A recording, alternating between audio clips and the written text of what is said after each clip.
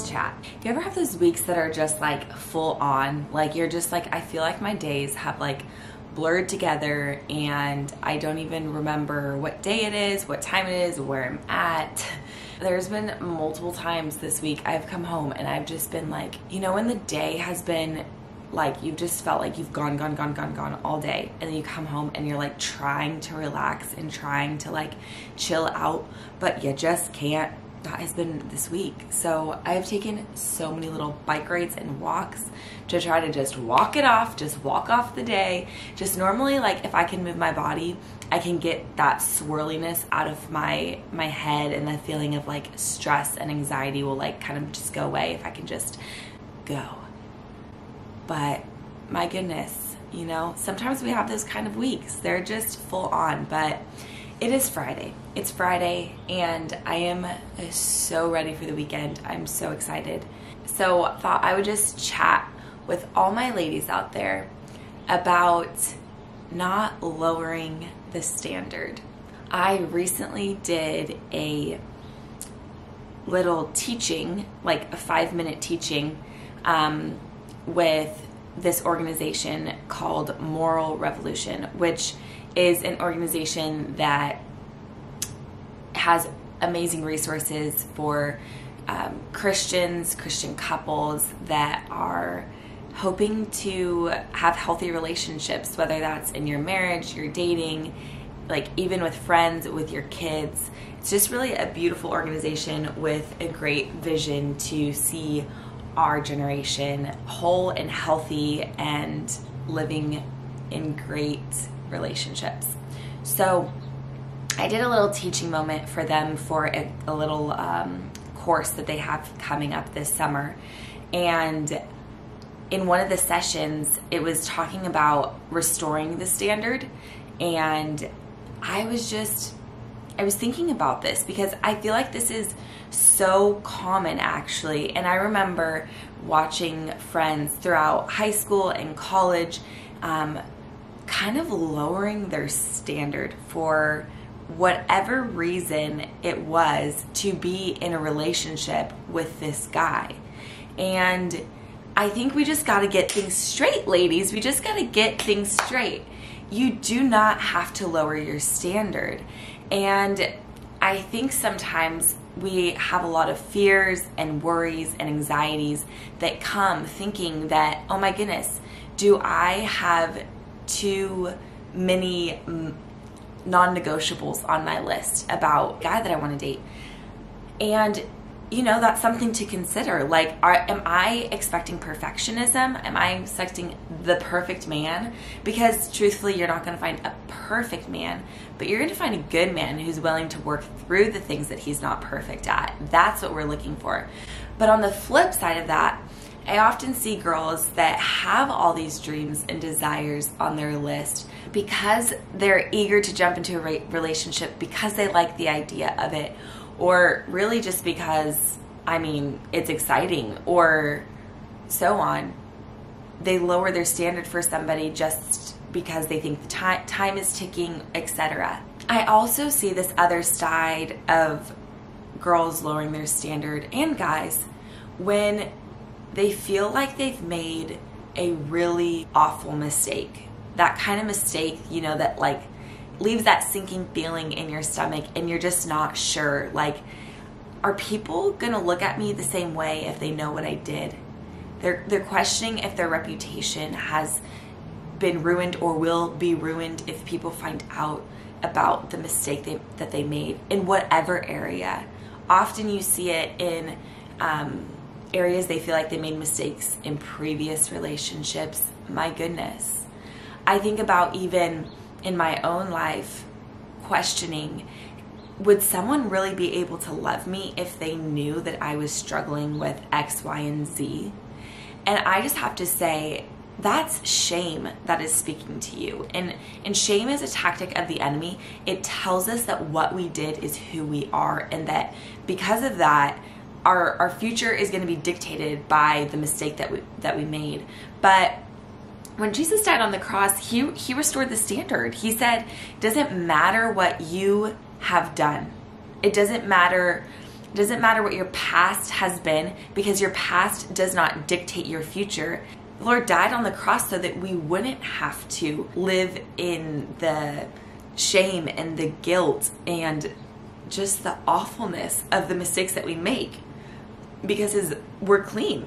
He doesn't look at us and count our mistakes. He looks at us and he tells us how much he loves us. And I think in my life, I just remember this one moment so distinctly.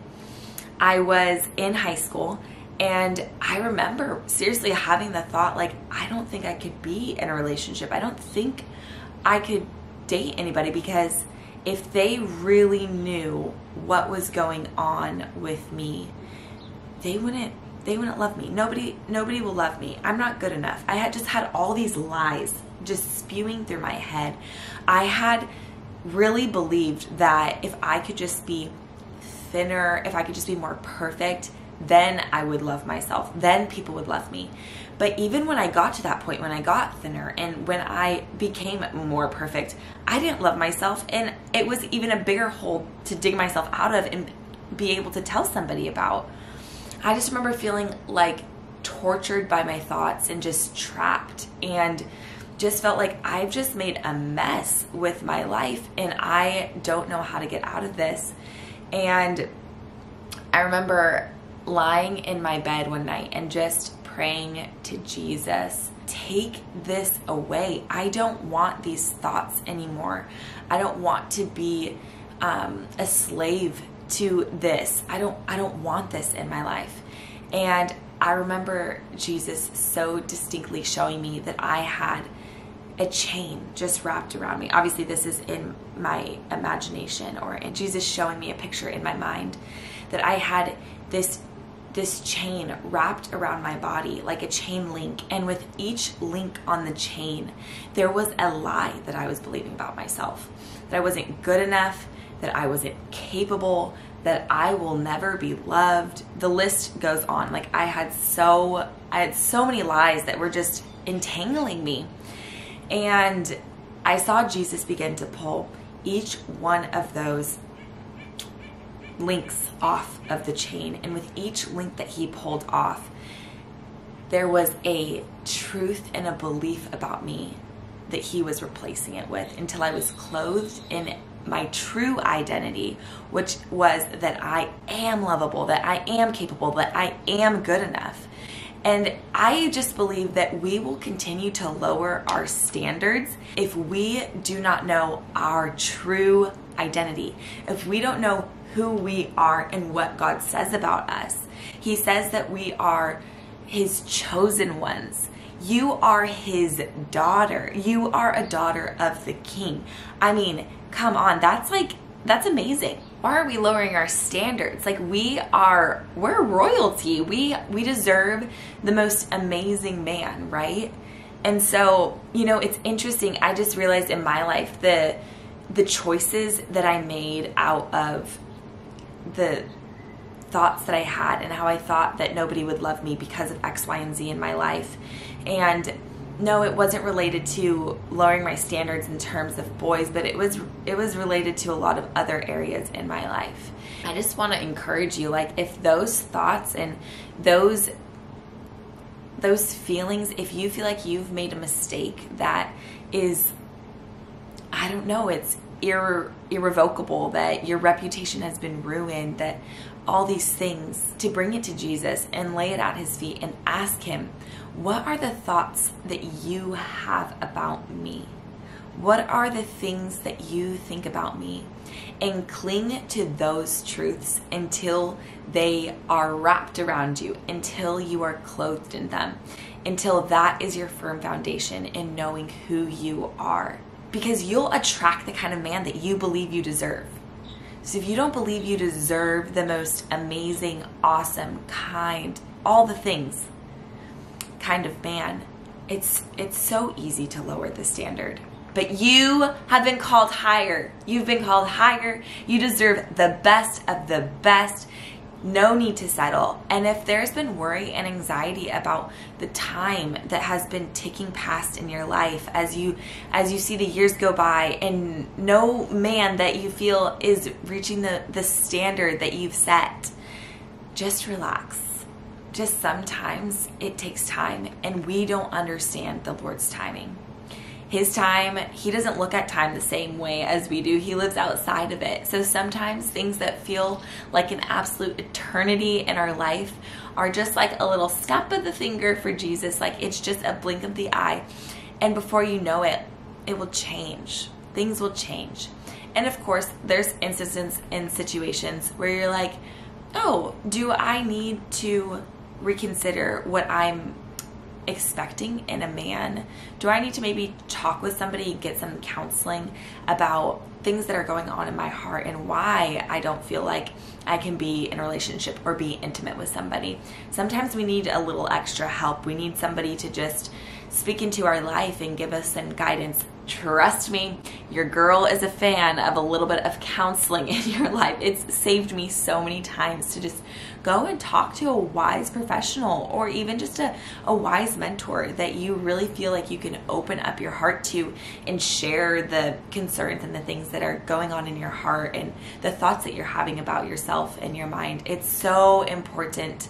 It is so important that we really align our thoughts and have good thoughts about ourselves, and that we are kind to ourselves.